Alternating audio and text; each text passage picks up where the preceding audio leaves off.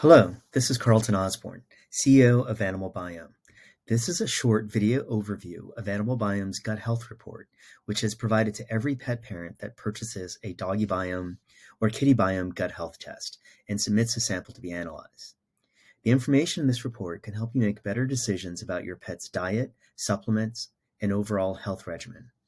Over the summer, Lilac, a cat belonging to Animal Biome's director of research, was experiencing some GI distress in the form of vomiting and diarrhea. So she took a poop sample and sent it in to Animal Biome to be analyzed, and these are her results. Every pet parent who submits a sample receives a report like this, which can be accessed through our pet portal.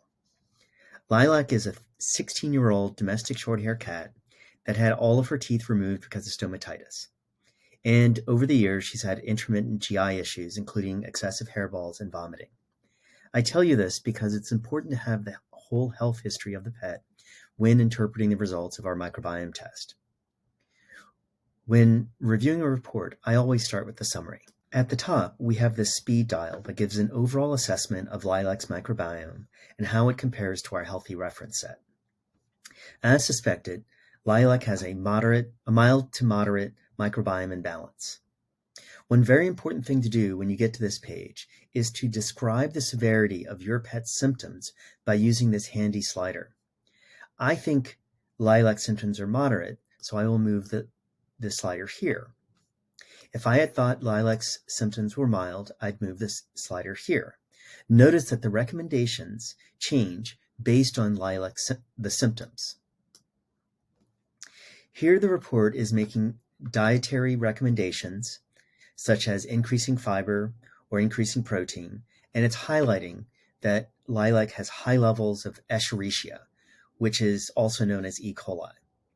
Sometimes the product recommendations we offer are our own products, and sometimes we'll recommend third products or simple dietary changes.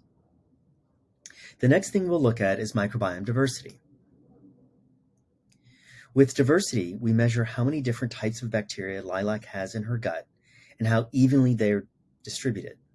Think of it like a bowl of M&Ms. Are all of the M&M colors represented? Red, green, orange, blue, yellow, and dark brown? And are they evenly represented, or are some colors more represented than others?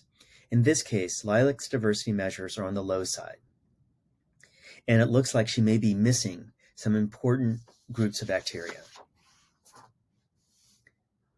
Let's go to the dietary insights.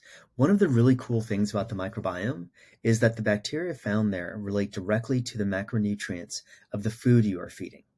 Fusobacteria are bacteria that help Lilac digest protein. Firmicutes help Lilac digest carbohydrates. Bacteroidetes help Lilac digest fiber, and proteobacteria and actinobacteria help Lilac digest fat. Well, when you look at Lilac's microbiome, we see it's pretty out of balance and it's dominated by firmicutes. And it doesn't look like she has a measurable amount of Bacteroidetes or Fusobacterium. Lilac is on a high protein raw diet, so why doesn't she have more Fusobacterium? It could be that she has Fusobacteria, but she has many more unhealthy bacteria. So let's look at those and what we can do about it. For that, we go to the overall comparison. When we look at this overall comparison, we see that Lilac's microbiome compared to the average healthy cat here on the left. The reality is very few cats actually look like this on the left, but it's very clear that Lilac has a number of bacteria, particularly Streptococcus, that aren't found in healthy cats. And they're really dominating the microbiome. In addition, you can see that she has almost 2.5% Escherichia shigella, a group of bacteria that contains E. coli. High E. coli levels are highly correlated with diarrhea. This could be the bad actor that's screwing up Lilac's microbiome and making her sick.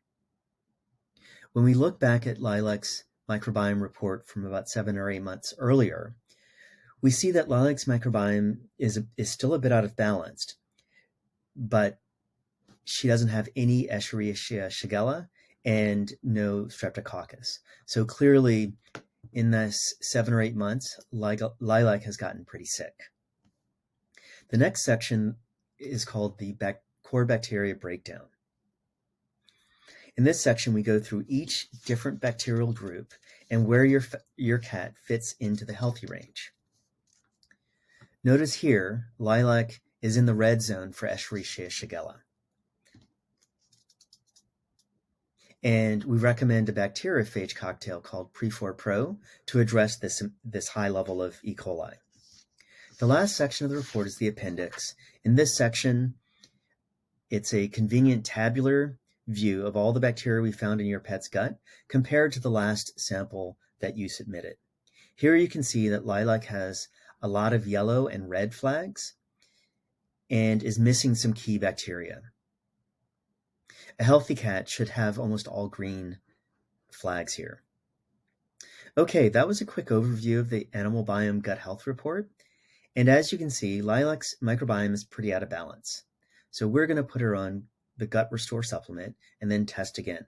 I hope you find your pet's report as useful as I found Lilac's. Thank you.